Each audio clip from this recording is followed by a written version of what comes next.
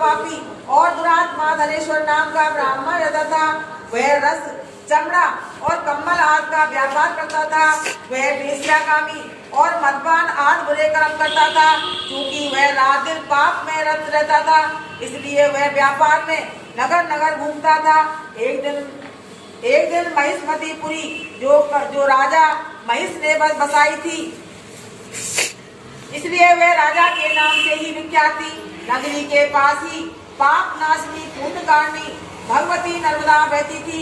उसी नदी के किनारे देश देशांतर से आए यात्री कार्तिक स्नान करने को कुछ दिन के लिए ठहरा करते थे।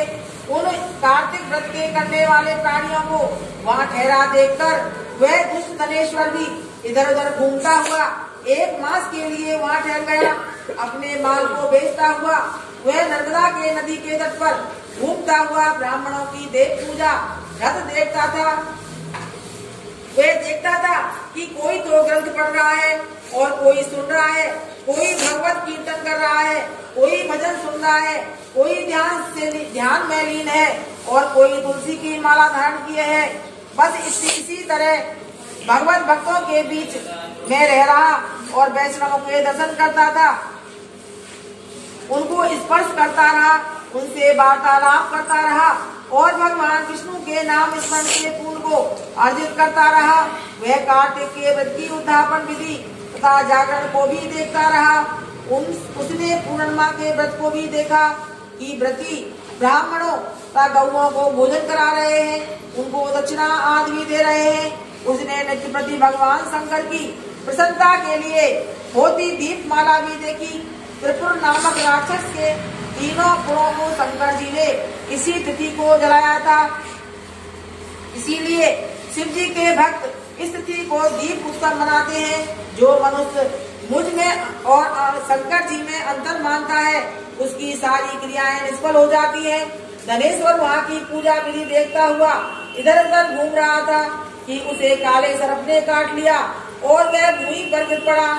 उसकी यह दशा देखकर वहाँ के दयालु भक्तों ने उसे चारों ओर से घेर लिया और उसके मुंह पर तुलसी दल मिश्रित जल के छींटे देने लगे। और जब उसके प्राण निकले तो यम के दूत उसे बांधकर कोड़ों से मारते हुए यमपुरी को ले गए। उसे देख चित्रगुप्त ने यम से कहा, इसने बाल्यकाल से लेकर आज तक बुरे काम किए हैं, इसके जीवन में पूर्ण तो लेस मात्र भी नहीं है दिखाई देता है। यदि मैं पूरा 1 वर्ष आपको सुनाता रहूं तो इसके पापों की सूची समाप्त नहीं होगी। यह महापापी है, अतः इसको 1 कल्प तक घोर नरक में डालना चाहिए। चित्रगुप्त की बात सुनकर यमराज ने बड़े क्रोध में आकर उसे अपना कालनेम के समान भयंकर रूप दिखाते हुए अपने अनुचरों को आज्ञा देकर कहा, हे प्रेत सेनापतियों, इस दुष्ट को मुद्गरों से मारते हुए कुंभी पाक नरक में डाल दो। सेनापति ने मुद्गरों से उसका सिर फोड़ते हुए कुंभी पाक नरक में ले जाकर खोलते हुए तेल के कड़ाह में डाल दिया। प्रेत सेनापतियों ने जो ही तेल की कड़ाह में फेंका, वो लपलपाती हुई आग अपने आप ठंडी हो गई, जैसे कि प्रहलाद को अग्नि में डालने से वह ठंडी हो गई थी। यह विचित्र घटना देख के प्रेत सेनापतियों ने यमराज के पास जाकर कहा, सब हाल कहा। यमराज भी आश्चर्यचकित हो धनेश्वर को अपने पास बुलाकर स्थिति पर विचार करने लगे। उसी समय नारायण नारायण का कीर्तन करते हुए देव ऋषि नारद भी वहाँ आ पहुँचे और यमराज से कहने लगे, हे यमराज, यह ब्राह्मण नरक में डाले जाने के योग नहीं है, क्योंकि इसने अंत समय में कुछ शुभ कर्म किए हैं जो एक नरक यातना को नष्ट करने वाले हैं। जो लोग भगवत भक्त का दर्शन करते हैं, उनसे वार्तालाप करते हैं और उनका स्पर्श करते हैं, चाहे उन्होंने कोई भी पुण्य कर्म न किया हो, सहज में ही स्वर्ग के अधिकारी हो जाते हैं।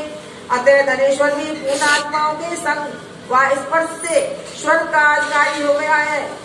अतः यह पूर्ण आत्मा है, इसे यक्ष योनि दो और केवल इसे पाप भोग करने वाले नरक दिखा दो।